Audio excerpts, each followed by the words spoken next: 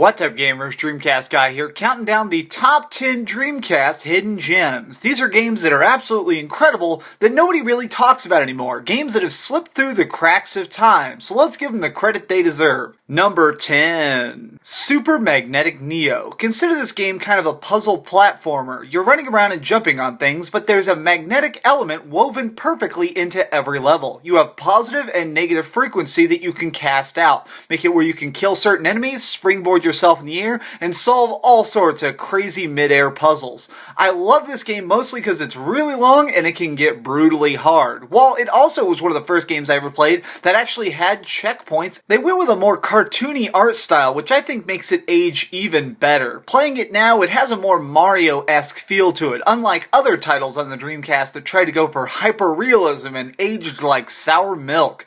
Definitely check this game out if you like games like Mario Sunshine. It's a more alternate style of the standard platformer. Number 9. Armada. This game is so much fun with friends. It's kind of a space shooter, but it's multiplayer. You're flying through the universe, picking up quests, killing giant space octopus for money, and slowly upgrading your ship. There are 4 different playable races, each with their own perks and weaknesses. Some hit harder but move really slow. One freaking guy looks like he's driving a minivan through space, and it is so much fun. You have nukes, you have shields, you have missions you're picking up in the middle of nowhere, you're escorting people across the universe, all for money. It's kind of like being a bounty hunter. What I really like about this game is that it doesn't really have an end. My friends and I once bought a bunch of energy drinks and a bunch of beer and just saw if we could beat this game in a week. And we couldn't. We sat down and played and played and played. And even after 100 levels, we just discovered the game's kind of a big treadmill.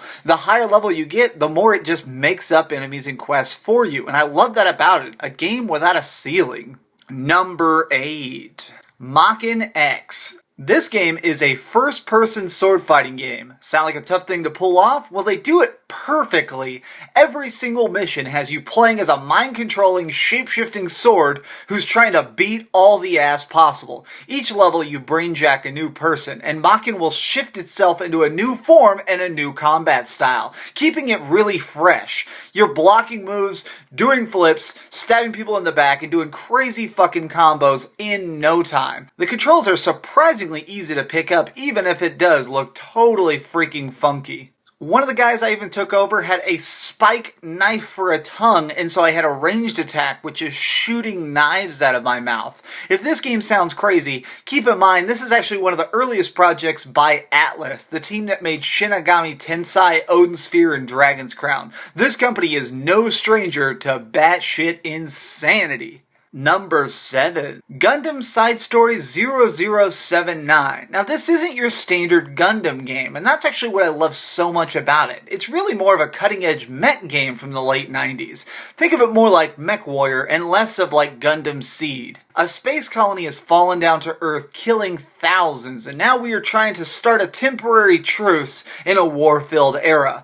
The graphics, let's face it, aged really, really bad. It is not its strong suit. But where it really shines are those sweet, sweet, sweet controls. It controls a lot like MechWarrior, but even more intuitive. I love marching around, picking people off with my crazy machine guns, or getting in close to use my sword. What I really respect them the most at is that they did not use any anime clips. All of the cutscenes are fully rendered CGI, showing the game designers really wanted to make their own piece of the Gundam universe and not just try and take a scoop of the existing art. And I really, really respect the fact that they did that. People who really love the retro robot games definitely take a look at this title. Number 6. Cannon Spike is not what it appears. Looking at this gameplay here, you probably think it's controlling a lot like a beat-em-up, but it doesn't. It controls like one of those plain shooting games, a shoot-em-up game. But it's made by Capcom, so they mash together all their heroes from all these classic titles. Check it out, you can even play as Mega Man. That's right, the Blue Bomber is in this game killing zombies with his blaster. Cannon Spike has 4-player multiplayer, but what really grabs me the most and makes me replay this game so often is the fact that the levels randomize. There's 15 different levels and they'll sort themselves differently each time. So sometimes you'll beat a boss that's a 3rd level boss and he's really easy, and the next time he may be a level 11 boss and whoop your ass. And I really like that about about it. It keeps the replay value high because they keep shuffling the deck. This title is so amazingly fun, and it is just crazy to play a shoot 'em up, beat 'em brawler game with all these weird heroes. And as much as I love it, I don't think we're ever going to see something this ballsy from Capcom ever again. Number 5. Project Justice. Now this isn't your standard fighting game. While everyone else is saying keep violence out of schools, this game is saying watch this baseball player beat the shit out of Michael Phelps. It's set up in your standard 3 versus 3 combat system like Marvel vs. Capcom 3. The characters in this game are insanity. There are 20 different characters with extremely different fighting styles, each one from different teams. So you'll see a guy from Chess Club who can shoot lasers out of his mind. You'll see a guy on the baseball team beating the crap out of people. You'll see the teachers themselves, whose special is spanking people. You got the kid from the kendo team. You got the cool school bully who will pull a knife on people. You got the local guys who just beat ass, and their fighting style is just beating ass. The story mode in this game is just mind-bendingly insane, with demons showing up and trying to pull the entire school into hell. If you get the Japanese version of this, called Rival Schools 2, there's also this whole additional story mode where you get to play a board game that just seems so weird. I spent hours with my friends trying to figure out anything, and as best I can tell, it's kind of like Sonic Shuffle or Mario Party, but instead it randomly has you trying to beat the crap out of people on the board. It is just so bizarre and so unique. This title can get pretty expensive, but if you see a cheap copy of Project Justice, pick it up, play it, and have your mind melted. Number 4. Tokyo Extreme Racer 2. This is always going to be one of my favorite racing games because it feels like the most accurate depiction of actual street racing, and to top it off, you're driving on real Tokyo highways. You set out in a cheap car and you take over the entire racing underworld 1 mile at a time. Now, instead of just having set start points and set end points, you have a health bar at the top that drains whenever you're in the lead. So that means keep a certain distance ahead, your bar even drains faster, making that extra hunger for first place. You're not just trying to beat your foe, you're trying to slam them into oncoming traffic and dominate them any way you can. This game just has such a unique feel to it. Cruising the streets at night, tracking down the leaders of every gang, slowly upgrading your ride, and taking over the underworld. It's just so well balanced. If you get a Dreamcast steering wheel, this is even better.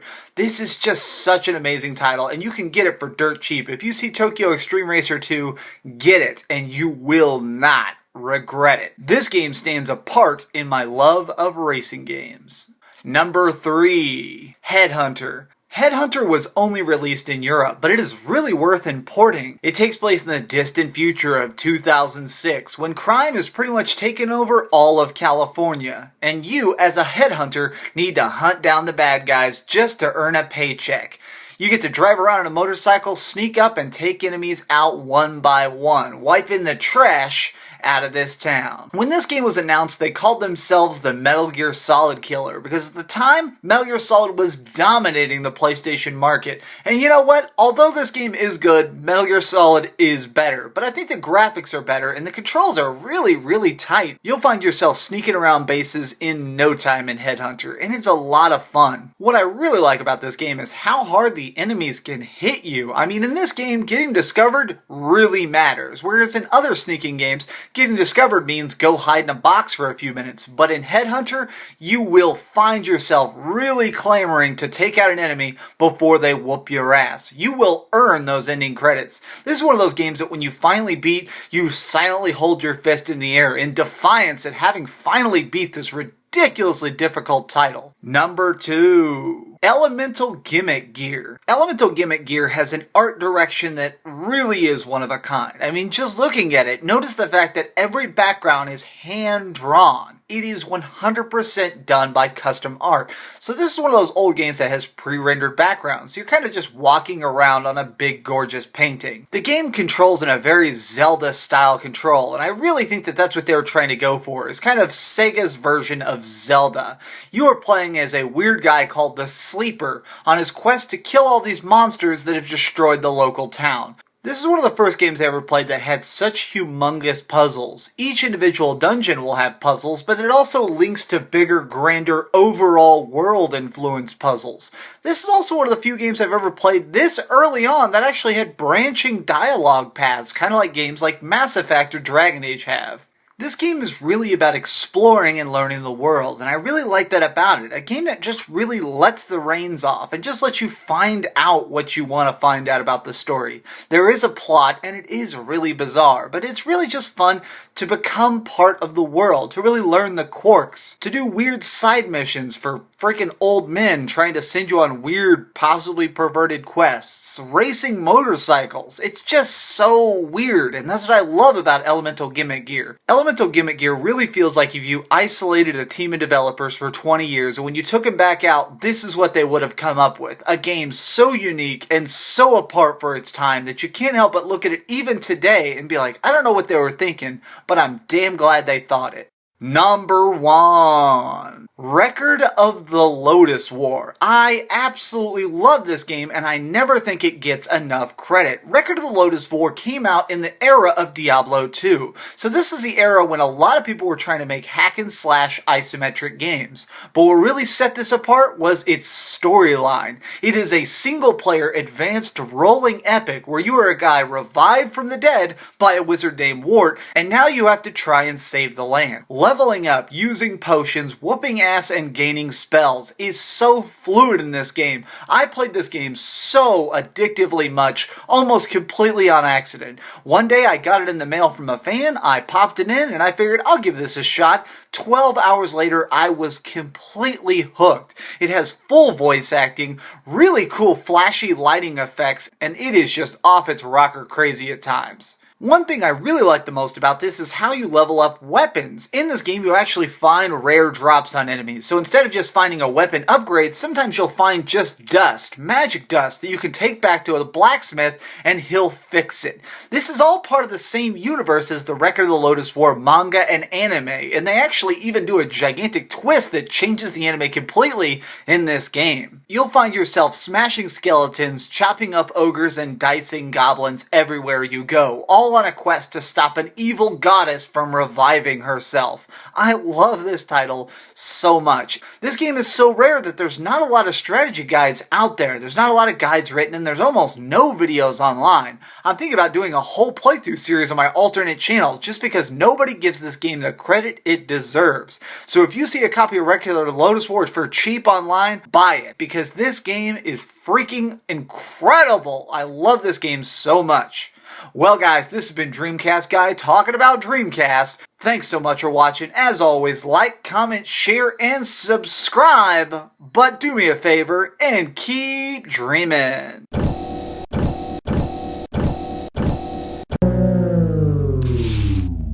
Thanks so much for watching. If you liked this video, maybe check out my last video. Please subscribe, and if you want, share this somewhere with your friends.